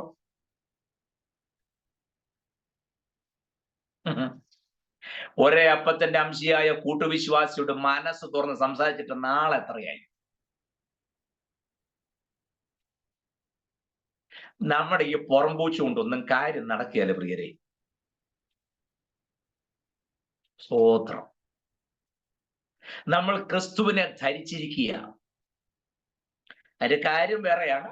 ഈ ക്രിസ്തുവിനെ ധരിച്ച ഒരു വ്യക്തിക്ക് മാത്രമേ ക്രിസ്തുവിന്റെ തേജസ് പ്രതിമ ധരിക്കാൻ ഒക്കൂ. മനസ്സിലായില്ല? ക്രിസ്തുവിന്റെ തേജസ് അല്ലെങ്കിൽ ക്രിസ്തുവിന്റെ പ്രതിമയും ധരിക്കും എന്ന് 15-ാം അധ്യായത്തിൽ പറയുന്നില്ലേ? ആ തേജസ് നാം ധരിക്കണമെന്നുണ്ടെങ്കിൽ അതിനു മുമ്പ് ആദ്യം ക്രിസ്തുവിനെ ധരിക്കണം. കാരണം തേജസ് നമുക്ക് സ്യൂട്ടല്ല, ക്രിസ്തുവിന്റെ അളവിനാ തേജസ്. നമുക്ക് സ്യൂട്ടാവണമെന്നുണ്ടെങ്കിൽ ആദ്യം നമ്മൾ ക്രിസ്തുവിനെ ധരിക്കണം. ക്രിസ്തുവിനെ ധരിക്കുമ്പോൾ ക്രിസ്തുവിന്റെ തേജസ് നമുക്കും കറക്റ്റ് ഫിറ്റ് ആകും. ക്രിസ്തുവിന്റെ പ്രതിമ നമുക്ക് കറക്റ്റ് ആകും. വല്ലതും മനസ്സിലാവുന്നുണ്ടോ? സ്തോത്രം. അങ്ങനെ സ്നാനത്തിലൂടെ യേശു ക്രിസ്തുവിനോട് ചേർന്നപ്പോൾ ഞാനും നിങ്ങളും ക്രിസ്തുവിനെ ധരിച്ചു. വസ്ത്രം ധരിക്കുന്നത് പോലെ ക്രിസ്തുവിനെ പൊതിഞ്ഞ് നമ്മളങ്ങ് പിടിച്ചിരിക്കുക. അപ്പൊ നമ്മെ നോക്കുന്നവരാരെ കാണുന്നു? ക്രിസ്തുവിനെ കാണുന്നു. അതിന് ആ പൗലോസ് പറഞ്ഞ നിങ്ങൾ ക്രിസ്തുവിന്റെ പത്രങ്ങളാന്ന് പറഞ്ഞ അതുകൊണ്ടാണ്. മനസ്സിലായോ? നമ്മളെ കാണുന്നവർ വായിച്ചു മനസ്സിലാക്കണം നമ്മൾ ആരാണെന്നുള്ളത്. നമ്മുടെ സംസാരം കേട്ടാൽ ക്രിസ്തു സംസാരിക്കുന്ന പോലെ തോന്നുമോ? നമ്മുടെ ഇടപാടുകൾ കണ്ടാൽ ക്രിസ്തു ഇടപെടുന്നത് പോലെ തോന്നുമോ? നമ്മുടെ കൊടുക്കൽ വാങ്ങൽ കണ്ടു കഴിഞ്ഞാൽ ക്രിസ്തുവിന്റെ ഡീലിങ്സ് ആണെന്ന് തോന്നുമോ? കൊടുത്തേക്കണമെന്നാ കർത്താവ് പറഞ്ഞു. നമ്മൾ പറയേ ഇല്ലാഞ്ഞിട്ടാ കേട്ടോ, ഉണ്ടാകാൻ ഞാൻ തന്നേനെ. ചാകുന്നത് വരെ ഉണ്ടായിരുന്നു എന്ന് പറയുകയില്ല നമ്മൾ. സ്തോത്രം. ശരിയാണോ? ക്രിസ്തുവിന്റെ മനോഭാവം, ക്രിസ്തുവിന്റെ രീതികൾ.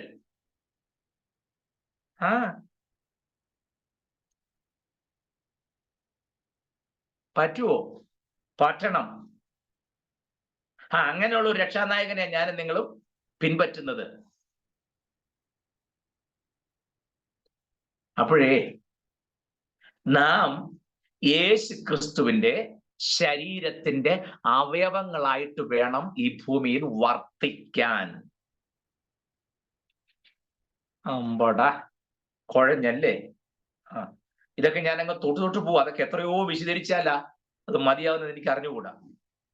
അത്ര വിശാലമായ ഭാഗത്താണ് ഞാൻ തൊട്ടത്, എനിക്ക് നന്നായിട്ടറിയാം. നമ്മുടെ ടോപ്പിക്ക് വേറെ ആയതുകൊണ്ട് മാത്രം ഞാൻ അവിടെ ഒന്ന് ഇങ്ങനെ പോയിന്റ് ചെയ്ത് പോകുന്നത് മാത്രമേ ഉള്ളൂ. നമ്മൾ യേശു ക്രിസ്തുവിന്റെ ശരീരത്തിന്റെ അവയവങ്ങളാണ്. നമ്മുടെ ശരീരം ക്രിസ്തുവിന്റെ ശരീരത്തിന്റെ അവയവങ്ങൾ. ക്രിസ്തുവിന്റെ കൈയായി, കാലായി, കണ്ണായിട്ട് വർത്തിക്കേണ്ടവരാണ് ഞാനും നിങ്ങളും. എന്ന് പറഞ്ഞാൽ എന്താണ്? കർത്താവിന്റെ കണ്ണായിട്ട് നമുക്ക് പ്രവർത്തിക്കാൻ പറ്റുമോ? പറ്റണം. കർത്താവ് നോക്കുന്നത് പോലെ, കർത്താവ് കാണുന്നത് പോലെ വേണം ക്രിസ്തുവിനെ ധരിച്ച ഒരു ദൈവത്തിന്റെ കാഴ്ചപ്പാടും നോട്ടവും കണ്ടും മനസ്സിലാക്കുന്നതും. രണ്ടും കൂടെ ആ മൂലയ്ക്ക് എന്തോ പറയുന്ന കണ്ട് എനിക്കറിയാം എന്നാന്നുള്ളത്. ഞാനായിട്ടൊന്നും മിണ്ടുന്നില്ല. അതാണ് ആ കർത്താവ് കാണുന്നത്. എപ്പോ നോക്കിയാലും രണ്ടും ഒന്നിച്ച. നമ്മളോട് മാത്രം ഒന്നും ഇല്ല. കർത്താവ് കാണുന്ന അങ്ങനെയാണോ? ആലോചിച്ചിട്ട് പറഞ്ഞാൽ മതി. സ്തോത്രം. ഒരു വല്ലാത്ത ക്ലാസ് ആയിപ്പോയില്ലേ? വല്ലാത്ത ആകുമല്ലോ, എനിക്കറിയാമല്ലോ. നല്ല പോയിന്റും മർമ്മൊക്കെ പറയുകയാണെങ്കിൽ കസേരയിരുന്ന് ഇളകാൻ അനങ്ങിയേക്കരുത്. ക്ലാസ് തീരുന്നത് വരെ ഒരിളക്കവും വേണ്ട. സ്തോത്രം. ഞാൻ പലപ്പോഴും പറഞ്ഞിട്ടുള്ള എനിക്ക് സംശയമുണ്ട്. ഞാൻ ഒരു കൺവെൻഷൻ ചെയ്തപ്പോൾ എന്നോട് പറഞ്ഞ്, പാസ്റ്റർ ശരിക്കും അങ്ങ് ഇളക്കിയേക്കണോ? വണ്ടിയെ ചെന്നങ്ങോട്ട് ഇറങ്ങി സ്റ്റേജിലോട്ട് കയറാൻ നേരത്ത് എന്നോട് പറയാം, ശരിക്കും ഇളക്കിയേക്കണം കേട്ടോ. ഞാൻ പറഞ്ഞു വല്ല വിധനെ എല്ലാത്തിനും ഉറപ്പിക്കാന്ന് ഓർത്താ ഞാൻ വന്നത്. അപ്പൊ എന്നോട് ഇളക്കിയേക്കണമെന്നാ പറഞ്ഞത്. നമുക്ക് പിന്നെ ഇളക്കിയാൽ മതി, ഉറപ്പ് വേണ്ടല്ലോ. അങ്ങനെ ഒരു ഗുണം കൂടെ ഉണ്ട്. സ്തോത്രം. അപ്പോഴേ ക്രിസ്തുവിന്റെ ശരീരത്തിന്റെ അവയവങ്ങളായിട്ട് വേണം ഞാനും നിങ്ങളും വർത്തിക്കാൻ. നമ്മുടെ ശരീരം ദൈവത്തിന് വിഷയമാണെന്ന്. എങ്ങോട്ടാ ഞാൻ ഈ വരുന്നേ? വട്ടം കറങ്ങി. റോമാലേഖനം 12 നിങ്ങളുടെ ശരീരങ്ങളെ ജീവനും വിശുദ്ധിയും ദൈവത്തിന് പ്രസാദമുള്ള യാഗമായി സമർപ്പിക്കണം. നമ്മളതിനെല്ലാം, ഞാൻ ആ പദം ഉപയോഗിക്കുന്നത് ശരിയാണെന്ന് അറിഞ്ഞുകൂടാ, എന്നാൽ ഞാനങ്ങ് അതിന്റെ ആ ക്ലിക്ക് പിടികിട്ടാൻ അങ്ങനെ പറഞ്ഞല്ലോ. ഉഡായിപ്പിന്റെ അങ്ങേ അറ്റം കൊണ്ടാണ് നമ്മൾ നടക്കുന്നത്. ആ പദം ഒന്നും ക്ലാസ്സിലും പ്രസംഗത്തിലൊന്നും പറയാൻ പാടില്ല, എനിക്കറിയാവേ. ഞാൻ വെറും തരം താണ പദം ഉപയോഗിച്ച് എന്തിനാണെന്നറിയാമോ? നമ്മുടെ രീതി ഒന്ന് മനസ്സിലാക്കാൻ വേണ്ടി മാത്രമാണ്. എന്റെ ഹൃദയം ദൈവം അറിയുന്നു. ആരെന്തു വേണമെങ്കിലും പറഞ്ഞോട്ടെ. ഞാൻ എത്ര നിന്നയും ആക്ഷേപവും സഹിച്ചു, എന്നാലും എന്റെ ഇവിടെ കർത്താവ് അറിയുന്നു പറഞ്ഞ് രക്ഷപ്പെടാൻ നമ്മൾ കാണിക്കുന്ന ഒരു ടെക്നിക്ക് ഉണ്ടല്ലോ, അത് നടക്കുകയല്ലെന്നായി പറഞ്ഞത്. കർത്താവ് തെളിവായി പറയുന്നു, ഇവിടെ ഒന്നല്ല, നിന്റെ ശരീരം മുഴുവൻ ദൈവത്തിന് വിഷയമാണ്. സ്തോത്രം. ക്രിസ്തുവിന്റെ ശരീരത്തിന്റെ അവയവങ്ങളായിട്ട് വേണം ദൈവമക്കൾ. ഇപ്പോൾ നിങ്ങൾ കണ്ടിട്ടില്ലേ, ആത്മീക ശുശ്രൂഷ ചെയ്യാൻ വരുന്ന ആള് നല്ല ദീക്ഷയൊക്കെ വിധിച്ച് മുഴുവൻ മുടി അങ്ങ് വടിക്കും. ബോംബെ നിന്ന് വന്ന ഗുണ്ടയാന്ന് തോന്നിപ്പോവും പിന്നെ കണ്ടു കഴിഞ്ഞാൽ. ശുശ്രൂഷയ്ക്ക് വരുന്ന അവന്റെ ആത്മാവിന്റെ വലിയ ചൈതന്യത്തോടെ വരുന്നത്. മൊത്തം വാടിച്ചിട്ട് ഇവിടെ മാത്രം മീശ. അവനാണ് ഈ സ്വർഗം ചായച്ചിറക്കുന്ന ആള്. സ്തോത്രം. ഇപ്പോഴത്തെ പ്രവാചകന്മാരെല്ലാം അങ്ങനെയല്ല, ഇവിടെ മാത്രം ആടിന്റെ രോമം പോലെ ശാഖ ഇവിടെ മാത്രം. കർത്താവിന്റെ ശ്രേഷ്ഠദാസൻ ടീഷർട്ടും ഒക്കെ ഇട്ടുകൊണ്ട് വരുന്നുണ്ട്. ഇപ്പൊ അതൊന്നും ഒരു വിഷയമല്ലെന്നാ പറയുന്നത്. ഇവിടെ പാപ്പച്ചാൻ പറഞ്ഞല്ലോ, അപ്പൊ പിന്നെ വിഷയമുള്ള കുറച്ചെന്നാ ഇപ്പം പറയണ്ടേ, അത് പറയാൻ അവന്റെ കയ്യിലിട്ടില്ലതാ. സ്തോത്രം. ഒന്നും വിഷയമല്ല, അതൊന്നും വിഷയമല്ല. ഞാന് എപ്പോഴേ സമയം കിട്ടുമ്പോൾ ഞാൻ പറയാം. അതിനാ ഈ പുറപ്പാട് ദിവസവും ലേവ്യ പുസ്തകം പഠിക്കണമെന്ന് ഈ പറയുന്നത്. നമുക്കത് വിഷയമേ അല്ല, അതിന്റെ പഴയ നിമാന്നും പറഞ്ഞ് വിടുകയല്ലേ. നമ്മൾ പുതിയ നിയമത്തിന്റെ ആളാണ്, പഴയ നമ്മളെ ബാധിക്കുന്നില്ലേ എന്ന് നിന്നോട് ആര് പറഞ്ഞു? ന്യായപ്രമാണമല്ല നീങ്ങിപ്പോയി. ന്യായപ്രമാണം മുഴുവനല്ല, ന്യായപ്രമാണത്തിന്റെ ഏത് ഭാഗം ഫുൾഫില്ല എന്ന കർത്താവ് പറഞ്ഞെന്ന് പുസ്തകം ശ്രദ്ധിച്ചു പഠിക്കുക. അപ്പം കൃത്യമായിട്ട് കൊടുത്തിട്ടുണ്ട്. നിവൃത്തിയായെന്ന് പറഞ്ഞത് ന്യായപ്രമാണത്തിന്റെ ഏത് ഭാഗമാണ്, അത് നമുക്ക് ലൈഫിൽ എങ്ങനെ ആപ്ലിക്കബിൾ ആകുന്നു. അല്ലെ ന്യായപ്രമാണം മുഴുവൻ അങ്ങ് പോയെന്നൊന്നും അല്ല അതിനർത്ഥം. സ്തോത്രം. പുറപ്പാട് ദിവസം ലേവ്യ പുസ്തകം പഠിപ്പിക്കുമ്പോൾ പുരോഹിതന്റെ അടിവസ്ത്രത്തിന്റെ കാര്യം വരെ കൃത്യമായി പറഞ്ഞിരിക്കുന്നു. അടിവസ്ത്രത്തിന്റെ കാര്യം വരെ. കഴിഞ്ഞ ദിവസം കർത്താവിന്റെ ശ്രേഷ്ഠദാസൻ സൂക്ഷിക്കുന്നത് കണ്ടപ്പോൾ ഈ കൈ അങ്ങോട്ട് മടക്കി വെച്ചിട്ട് വലത്തേയ്യൽ വാച്ചൊക്കെ കെട്ടി ഈ പുള്ളി ഇതിട്ടോണ്ട പിന്നെ ഈ ആട്ടൊക്കെ കാണിക്കുന്നത്. വലത്തേ എവിടുന്ന കെട്ടി ഒരു പുതിയ വാച്ചായിരിക്കും. അപ്പൊ അത് ഈ വലത്തേയ്യ കെട്ടിയാലേ ഒക്കുള്ളൂ. സാധാരണ ആണുങ്ങൾ കെട്ടുമ്പോൾ ഇവിടെ മര്യാദ കെട്ടിയ ഒക്കുകയല്ല. കൈയെല്ലാം മടക്കി വെച്ച് പുള്ളി ഇത് വെച്ചോണ്ട് ഈ ആട്ടമല്ല. ഇപ്പൊ പിന്നെ അങ്ങനെ പണ്ടത്തെ രീതിയല്ല. പണ്ട് ആളുകൾ ഈ ദേവദാസന്മാരൊക്കെ സ്റ്റേജിൽ നിൽക്കുന്ന കണ്ടാൽ തന്നെ ഒരു ഭംഗിയും ഒക്കെ ഉണ്ടായിരുന്നല്ലേ. നിങ്ങൾ ഞാൻ 21ാം നൂറ്റാണ്ടിനാണെങ്കിലും ഈ പുള്ളിക്ക് ഒരു പുരോഗമന ചിന്താഗതി ഇല്ലാതെ നാടോടുമ്പോ നടുവേ ഓടണമെന്നോ കാലത്തിന്റെ പോക്കനുസരിച്ച് വ്യത്യാസമൊന്നും വേണ്ടാത്ത ഉപദേശിയാണോ ഷാജിപ്പാസൊന്നും നിങ്ങൾ ചിന്തിക്കരുത്. കാലത്തിന്റെ പോക്കിനനുസരിച്ച് പോകുന്ന പ്രസ്ഥാനമല്ല ദൈവസഭ. Praise the Lord. ദൈവസഭയ്ക്ക് 2000 വർഷങ്ങൾക്ക് മുമ്പ് സ്വന്തം ചോരയാൽ കർത്താവ് ഒരു ട്രാക്ക് ഒരുക്കിയിട്ടിട്ടുണ്ട്. അതിന്റെ ഇടത്തോട്ടോ വലത്തോട്ടോ പോകാൻ പറ്റുകയില്ല. വളർച്ചയ്ക്കനുസരിച്ച്, സാമ്പത്തിക വികസനത്തിനനുസരിച്ച്, ടെക്നോളജിയുടെ വർധനത്തിനനുസരിച്ച് അതെല്ലാം നമ്മൾ സ്വീകരിക്കുകയും അതെല്ലാം ഉൾക്കൊള്ളുകയും ചെയ്യണം. ആധുനികമായ മ്യൂസിക് ഇൻസ്ട്രുമെന്റ്സ് ഒക്കെ വേണം. ഭംഗിയായിട്ട് ഉപയോഗിക്കണം. ഭംഗിയായിട്ട് ഉപയോഗിക്കണം. അത് കഴിവ് തെളിയിക്കാനുള്ള വേദിയാക്കരുത്. ദൈവം തന്ന ശുശ്രൂഷയാക്കി വേണം ചെയ്യാൻ. സ്തോത്രം. നമ്മൾ കൺവെൻഷൻ ചെന്ന് കഴിഞ്ഞാൽ 1/4 മണിക്കൂർ നമ്മളെല്ലാം ഇങ്ങനെ നോക്കിയിരിക്കുക. ഇവരുടെ പ്രകടനം തീരുന്നോടം വരെ. പാട്ട് ചൊവ്വന് പാടുക അതുമില്ല. ഒരു പാട്ട് പകുതിയായി കഴിയുമ്പം പാട്ടുകാരൻ നിർത്തും. പിന്നെ ബാക്കി ഇവരെല്ലാം കൂടെ പ്രകടനമാണ്. കീബോർഡും ഇതെല്ലാം വെച്ചോണ്ട്. കീബോർഡൊന്നും വേണ്ടെന്നല്ല ഞാൻ പറഞ്ഞത്. ഞാനൊരു കാര്യം ചോദിക്കട്ടെ. നമ്മുടെ ഇന്ത്യ മഹാരാജ്യം വേണ്ട, വിദേശ രാജ്യങ്ങൾ, അമേരിക്ക ഉൾപ്പെടെ രാജ്യങ്ങൾ നിങ്ങൾ നോക്ക്. പട്ടാളക്കാർ നിരന്നിക്കുമ്പോൾ അവരെന്താ കീബോർഡ് വായിച്ച് ഇവർക്ക് ആവേശം കൊടുക്കാത്തത്? മ്യൂസിക്കിനെ കീബോർഡെല്ലാം വെച്ച് ഒരു താളം ഇട്ടുകൊടുത്ത തന്നെ കുഴപ്പം. നിങ്ങൾക്കറിയാം എന്താ തമ്പർ തന്നെ ഉപയോഗിക്കാൻ കാരണം, ഡ്രം ഉപയോഗിക്കാൻ കാരണം? ഈ ഡ്രമ്മിന്റെ ശബ്ദം കേൾക്കുമ്പോൾ പട്ടാളക്കാരന്റെ ചോര തിളയ്ക്കും. അതാണ് അതിന്റെ വ്യത്യാസം. നമ്മുടെ പിതാക്കന്മാരൊക്കെ പണ്ട് കളിയാക്കി പറയാറില്ല, പാളത്തമ്പർ പഠിച്ചാണെന്ന്.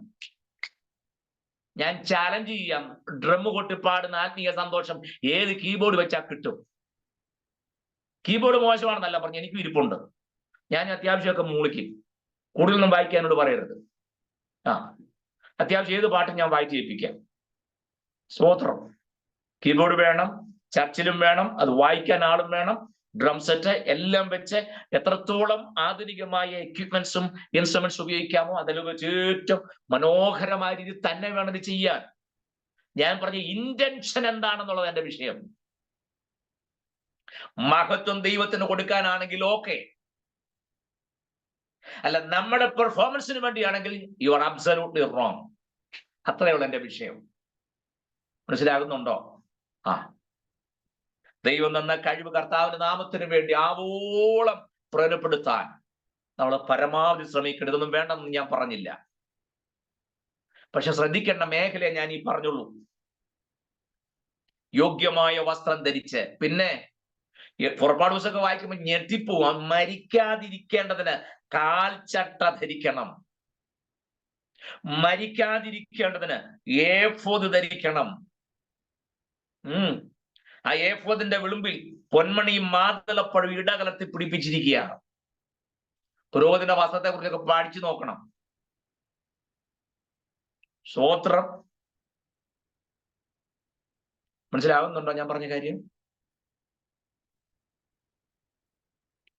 ഏതാണ്ടൊക്കെ ഒരു അസ്വസ്ഥത പോലെ അല്ലേ? Praise the Lord.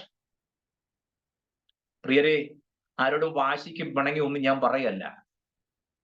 നമ്മൾ ചെയ്യുന്ന ശുശ്രൂഷയുടെ ഘനവും മഹത്വം നിങ്ങൾ അറിയണം. അതെന്താന്ന് അറിഞ്ഞെങ്കിലേ ഞാൻ ഈ പറഞ്ഞതിന്റെ ഗൗരവം പിടികിട്ടും.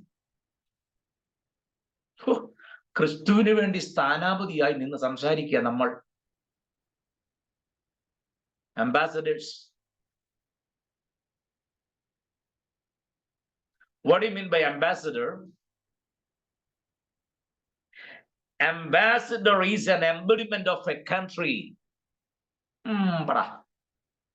എബ്രായ ലേഖനം പഠിക്കുമ്പം നിർബന്ധമായി മനസ്സിലാക്കുന്ന സംഗതി ഞാൻ ഈ പറഞ്ഞു. An ambassador is an embodiment of a country. Ambassador എന്ന് പറഞ്ഞാൽ എന്താണെന്നറിയാവോ? സ്തോത്രം. സ്ഥാനാപതി.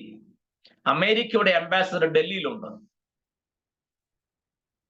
ഇന്ത്യയുടെ അംബാസഡർ അമേരിക്കയിലും ഉണ്ട്. അമേരിക്കൻ അംബാസഡർ ഡൽഹിയിൽ ഒരു കാര്യം പറഞ്ഞാൽ അംബാസഡർ സംസാരിച്ച നല്ല പറഞ്ഞത് അമേരിക്ക ഇങ്ങനെ പറഞ്ഞു. കണ്ടോ?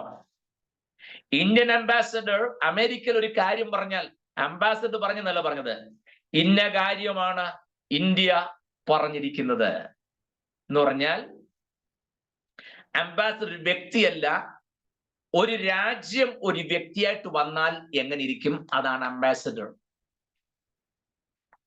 വല്ലതും മനസ്സിലാകുന്നുണ്ടോ? അല്ല ഞാൻ പറഞ്ഞ ambassador is an embodiment of A country. ഒരു രാജ്യം വ്യക്തിയായിട്ട് വരുന്നതിന് വിളിക്കുന്ന പേരാണ് അംബാസഡർ. അതിനാണ് കുടുംബമഹിമയില്ലാത്ത, കുലമഹിമയില്ലാത്ത, വിദ്യാഭ്യാസ യോഗ്യതയില്ലാത്ത, ആർക്കും വേണ്ടാതെ വഴിത്തലക്കൽ മെനക്കെട്ട് നിന്ന് എന്നെ നിന്നെ വിളിച്ചിട്ട് ന്യായമായി ഇത് തരാമെന്ന് പറഞ്ഞ് വിളിച്ചു വരുത്തിട്ട് യോഗ്യതയില്ലാത്ത നമ്മെ യോഗ്യരെന്നെണ്ണി ഈ വലിയ വേലയ്ക്കാക്കി വെച്ചു. സ്തോത്രം. വിദ്യാസമ്പന്നന്മാരും ആഢ്യത്വമുള്ളവരും പുകൾപ്പെട്ടവരും നിൽക്കെ അവരെ ആരെയും വിളിക്കാതെ സ്വർഗരാജ്യത്തിന്റെ സ്ഥാനാപതികളായി ദൈവം നമ്മെ ആക്കി തീർക്കാൻ സ്വർഗത്തിന് നമ്മിൽ പ്രസാദം തോന്നി. Praise the Lord. ആ പദവി ആ ദൈവം നമുക്ക് തന്നിരിക്കുന്നു, ഞാനും നിങ്ങളും. എന്നിട്ട് നമ്മെ വെറും അംബാസഡർ ആക്കില്ല, രാജകീയ പുരോഹിത വർഗമാക്കി തീർത്തു അല്ലേ? രാജാവിൻ വംശമാക്കി രാജകീയ പുരോഹിതരാക്കി തീർത്തു. പുറംപറമ്പിൽ കിടന്ന നമ്മെ ദിവ്യാചാര്യ പാടുന്നതൊക്കെ ഞാൻ പലപ്പോഴും ഓർക്കാറുണ്ട്. സ്തോത്രം. അതുകൊണ്ട് അതിന്റെ അർത്ഥം ഷാജിപ്പാസിനൊക്കെ പറഞ്ഞു, അതുകൊണ്ട് ഞങ്ങൾ ഇനി മുതൽ ഒരു മനുഷ്യനും നമ്മുടെ ശരീരമൊന്നും കാണാതെ മുസ്ലിം സഹോദരങ്ങളും സഹോദരിമാരും ഡ്രസ്സ് ധരിക്കുന്നത് പോലെ കണ്ണു മാത്രം വെളിയിലും ബാക്കിയൊന്നും കാണാത്ത രീതിയിൽ ഡ്രസ്സ് ഇട്ട് നടക്കണമെന്നൊന്നും അല്ല ഞാൻ പറഞ്ഞത്. നിങ്ങൾ അങ്ങനെ തെറ്റിദ്ധരിക്കരുത്. പൗലോസ് ഒരു കാര്യം പറഞ്ഞു, അത്ര നോക്കാം. ഒന്ന്, യോഗ്യമായ വസ്ത്രം അത് വേണം. സുബോധത്തോടും ലജ്ജാശീലത്തോടും കൂടെ അലങ്കരിക്കണം. അതൊക്കെ വേണം. ലജ്ജാശീലം ഒക്കെ വേണം. പോട്ടെ, അതൊക്കെ ഞാൻ പിന്നീട് എപ്പോഴും പറഞ്ഞോളാം. പക്ഷെ ഇത് പറയാതിരിക്കാൻ ഒക്കത്തില്ല. നമ്മുടെ ശരീരം ക്രിസ്തുവിന്റെ അവയവങ്ങളായിട്ട് നിൽക്കുക. ഞാൻ ചോദിക്കട്ടെ, ഈ ശാരീരികമായി വളർച്ച ഇല്ലാത്തൊരു നിലവാരത്തിലേക്ക് വന്നാൽ, ഇപ്പൊ ഞങ്ങളുടെ ഇവിടുത്തെ പോസ്റ്റ്മാൻ, അദ്ദേഹം കാണുന്നു കേൾക്കുന്നില്ലല്ലോ, അദ്ദേഹം ഈ വലത്തെ കൈ കൊണ്ട് ഇങ്ങനെ ചെയ്യുന്നു, ഇടത്തെ കൈ ഇവിടെ ഇത്രയേ ഉള്ളൂ. അതുകൊണ്ടാണ് അദ്ദേഹത്തിന് ആ ജോലിയും കിട്ടിയത്. ഇങ്ങനെ പുള്ളിയിരിക്കുന്ന സ്കൂട്ടറിൽ, കാരണം കൈക്ക് ഇത്ര നീളമല്ലേ ഉള്ളൂ. ഈ കൈ കൊണ്ട് ഇതെടുത്ത് ഇങ്ങനെ ഹാൻഡിൽ വെച്ചിട്ട് ഈ ഹാൻഡിൽ കൊണ്ടാണ് പുള്ളി വണ്ടി ഓടിച്ചോടിച്ച് പോണത്. അത് സർക്കാർ പുള്ളിക്കാരന്റെ അപാകത അറിഞ്ഞു കൊടുത്തൊരു ജോലി, അത്രയേ ഉള്ളൂ. ഞാൻ പറഞ്ഞതേ, ശരീരത്തിന് വേണ്ട പോലുള്ള വളർച്ച ഇല്ല എന്നുണ്ടെങ്കിൽ ഉടയവൻ ആഗ്രഹിക്കുന്ന ഫലം കൊടുക്കാൻ കഴിയാതെ വരും. അതുകൊണ്ടാണ് ഞാൻ നമ്മുടെ സബ്ജക്റ്റിൽ നമ്മുടെ ആത്മീയ വളർച്ച എന്നുള്ള വിഷയം അതിപ്രാധാന്യമുള്ളതാണ് എന്ന് പറയാൻ കാരണം. അത് കേവലം കൊട്ടിയും പാടിയും തുള്ളിയും ചാടിയും പോകുന്നത് മാത്രമല്ല. നിങ്ങൾക്ക് പലപ്പോഴും തോന്നാറുണ്ട്, ഈ പുള്ളി എന്തിനാ തുറന്നു പിടിക്കുന്ന എല്ലാം തുള്ളിയും ചാടിയും കൊട്ടിയും പാടിയും ഈ പറയുന്നതെന്ന്. പ്രിയരെ, അത് നേഴ്സറി ലെവൽ. അതുകൊണ്ടാ. നിങ്ങൾ പറ, നേഴ്സറിയിലുള്ള പിള്ളേരാണോ തുള്ളുകയും ചാടുകയും കൊട്ടുകയും പാടുകയും ചെയ്യുന്നത്? അതെ. വയസ്സ് 65 ആയിട്ടും ഈ നേഴ്സറിലെ രീതി കാണിച്ചുകൊണ്ടിരിക്കുകയാണ്. നമ്മൾ എന്തോ ചെയ്യും? പറ. രക്ഷിക്കപ്പെട്ട പ്രായം ഇത്ര ആയില്ലേ, ഇപ്പോഴും ആ നേഴ്സറി ലെവലിൽ നിൽക്കുകയാണെങ്കിൽ എന്തോ വളർച്ച ഉണ്ടായിരുന്ന. കുറഞ്ഞ പക്ഷം നമ്മുടെ പ്രാർത്ഥനയ്ക്കെങ്കിലും ഒരു വ്യത്യാസം വന്നോ? ഇല്ല. കഴിഞ്ഞ ആഴ്ചയിലും കഴിഞ്ഞ വർഷമൊക്കെ പ്രാർത്ഥന അതേ വാചകം നമുക്കറിയാമല്ലോ. പ്രാർത്ഥനാ വിഷയങ്ങൾ പറയാൻ ശൈലി അറിയാം. പിന്നെ അതങ്ങ് എല്ലാം നൽകണമേ, എടുക്കണമേ, പിടിക്കണം എന്ന് പറഞ്ഞ് വിട്ടുപോയാൽ പോരെ. അല്ല, കർത്താവേ 2024 ആത്മീക അനുഭവം പോരാ, എനിക്ക് എന്നെ കുറെ കൂടെ അങ്ങോട്ട് അടുപ്പിക്കണമേ, അങ്ങയോട് ചേർന്നിരിക്കാൻ, അങ്ങോട്ട് ശബ്ദം കേൾപ്പാൻ. ഞാൻ എങ്ങനെയാണോ അങ്ങയ്ക്ക് വേണ്ടി പ്രയോജനപ്പെടേണ്ടത് ആ നിലനെ ആക്കി തീർക്കുവാൻ അങ്ങയ്ക്ക് പ്രസാദം ഉണ്ടാകണമേ.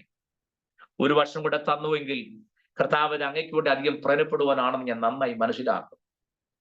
2024 എനിക്ക് ഫലം കായ്ക്കാൻ കഴിയാതെ പോയ മേഖല എന്തൊക്കെയാണോ ആ കുറവുകളെല്ലാം കർത്താവ് എനിക്ക് ചൂണ്ടിക്കാണിക്കണമേ. കർത്താവെ, എനിക്ക് തിരുത്താൻ ഒരു അവസരം തരണമേ. കർത്താവെ, എനിക്ക് യഥാസ്ഥാനപ്പെടാൻ അവസരം തരണമേ. കർത്താവെ, എനിക്ക് ശുശ്രൂഷയ്ക്ക് അവസരങ്ങളും വേദികളും ഒരുക്കി തരണമേ. പ്രാർത്ഥിക്കാൻ കഴിയുന്നുണ്ടോ? അതോ കുറച്ച് വിടുതൽ മാത്രം മതിയോ? അത് കളയുന്നേ. നമ്മെ പ്രയോജനപ്പെടുത്താൻ പിതാവാം ദൈവത്തിന് ആഗ്രഹമുണ്ട്. നമ്മൾ അവൈലബിൾ ആണോ എന്നത് മാത്രമാണ് വിഷയം. ഒരു വലിയ പോയിന്റിലാണ് ഞാൻ ചെന്ന് തൊട്ടത്. അത് ഇപ്പൊ പറഞ്ഞു തീർക്കാൻ പറ്റാത്തതുകൊണ്ട് ഞാൻ ഇങ്ങനെ പറഞ്ഞു നിർത്തുന്നത്. നാം ക്രിസ്തുവിന്റെ ശരീരത്തിന്റെ അവയവങ്ങളാണ്. പൂർണ്ണ വളർച്ചയെത്തിയ അവയവത്തിന് മാത്രമേ വേണ്ടതുപോലെ ഫങ്ഷൻ ചെയ്യാൻ പറ്റൂ. അതുകൊണ്ട് ആ നിലവാരത്തിലേക്ക് ഈ ദിവസങ്ങൾ എത്താൻ നമുക്ക് കഴിയണം. കഴിഞ്ഞവരൊക്കെ എന്നെ തിരിപ്പുണ്ടെന്ന് ഞാൻ വിശ്വസിക്കുന്നു. കഴിയാത്തവരുണ്ടെങ്കിൽ ഈ ക്ലാസ്സിൽ എനിക്ക് ആ കാര്യം എംഫസിസ് ചെയ്ത് പറഞ്ഞേ പറ്റൂ. ഇത് ഉപവാസ പ്രാർത്ഥനയല്ല, സഭായോഗമല്ല, വീട്ടുപ്രാർത്ഥനയല്ല, ക്ലാസ് ആയതിനാൽ എനിക്ക് ഈ മേഖല ഒട്ടും വിട്ടുകളയാൻ പറ്റുകയില്ല. പറഞ്ഞേ പറ്റൂ. ദയവായി നിങ്ങളുടെ പ്രാർത്ഥനയിൽ ഒരു വ്യത്യാസം ഉണ്ടാകട്ടെ. നിങ്ങളുടെ ദൈവവചന ധ്യാനത്തിൽ ഒരു വ്യത്യാസം ഉണ്ടാകട്ടെ. നിങ്ങളുടെ പേഴ്സണൽ പ്രയറിൽ ഒരു വ്യത്യാസം ഉണ്ടാകട്ടെ. ഞാൻ നിങ്ങളോട് പറയുന്നു, നിങ്ങൾ ഈ ഒരാഴ്ച നന്നായിട്ട് പ്രാർത്ഥിക്കണം. എനിക്ക് വേണ്ടിയും പ്രാർത്ഥിക്കണം. നിങ്ങളിൽ ആർക്കെങ്കിലും എന്നോട് പറയാനുള്ള ദൂത് പരിശുദ്ധാത്മാവ് തന്നിട്ടുണ്ടെങ്കിൽ പ്ലീസ് ദയവായി നിങ്ങളത് എന്നോടും പറയണം.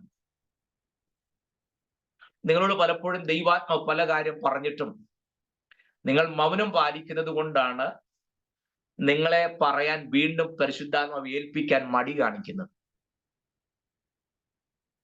നിങ്ങൾ മടി കാണിക്കുന്നിടത്തോളം കാലം പരിശുദ്ധാത്മാവിന് അടുത്ത ദൂത് കൈമാറ്റം ചെയ്യാൻ കഴിയാതെ വരും. അതുകൊണ്ട് നിങ്ങളിൽ ആരോടെങ്കിലും പരിശുദ്ധാത്മാവ് ഇടപെടുകയാണെങ്കിൽ, എന്നോടും ആലോചന ഉണ്ടെങ്കിൽ നിങ്ങൾ നിശ്ചയമായിട്ടും പറയണം. അല്ല, സഹവിശ്വാസിയോടോ കൂട്ടുവിശ്വാസിയോടോ പ്രിയപ്പെട്ടവരോടോ ഏതെങ്കിലും ആലോചന ദൈവാത്മപ്രേതമായി പറയുവാനുണ്ടെങ്കിൽ നിങ്ങളത് പറയണം. പാസ്റ്റർ, ഇന്ന ഭാഗത്ത് തിരുത്തൽ വേണമെന്ന് പരിശുദ്ധാത്മാവ് പറയുന്നു, അല്ലെങ്കിൽ ഇന്ന മേഖലയിൽ ഒരു കഴുകൽ വേണമെന്ന് പരിശുദ്ധാത്മാവ് പറയുന്നു, അല്ല പ്രാർത്ഥനാ ജീവിതം കുറെ കൂടെ യഥാസ്ഥാനപ്പെടുത്തണമെന്ന് പരിശുദ്ധാത്മാവ് പറയുന്നുവെന്ന് നിങ്ങളോട് ദൈവാത്മാവ് പറഞ്ഞാൽ നിങ്ങൾ നിശ്ചയമായിട്ടും അത് പറഞ്ഞിരിക്കണം. വേറൊന്നുമല്ല ഞാൻ ഉദ്ദേശിക്കുന്നത്, പൂർണ്ണ വളർച്ചയെത്തുന്ന ഒരാത്മീക ജീവിതചര്യയിലേക്ക് ഞാനും നിങ്ങളും വന്നു ചേരണം. അതാണ് ദൈവം ആഗ്രഹിക്കുന്നത്. ഞാൻ എൻ്റെ വാക്കുകൾ അവസാനിപ്പിക്കട്ടെ. മറക്കരുത്, ക്രിസ്തുവിനോട് ചേർന്നപ്പോൾ ക്രിസ്തുവിനെ ധരിച്ചവരാണ് ഞാനും നിങ്ങളും. നമ്മുടെ പോക്ക്, ഇടപാട്, വരവ്, ചെലവാക്ക സമസ്ത മേഖലയിലും നമ്മെ നോക്കുന്നവർ ക്രിസ്തുവിനെ കാണത്തക്ക നിലയിലുള്ള ഒരു ജീവിതചര്യ ഉണ്ടാകണമെന്നാണ് ദൈവം നമ്മളെ കുറിച്ച് ആഗ്രഹിക്കുന്നത്. അത് സഫലമായി തീരുവാൻ ദൈവമായ കർത്താവ് സഹായിക്കട്ടെന്ന് ഓർമ്മിച്ച് ഇന്നത്തെ ക്ലാസ് അവിടെ അവസാനിപ്പിക്കുന്നു. ദൈവമായ കർത്താവ് നമ്മെ എല്ലാവരെയും സമൃദ്ധമായി അനുഗ്രഹിക്കുമാറാകട്ടെ. Thank you.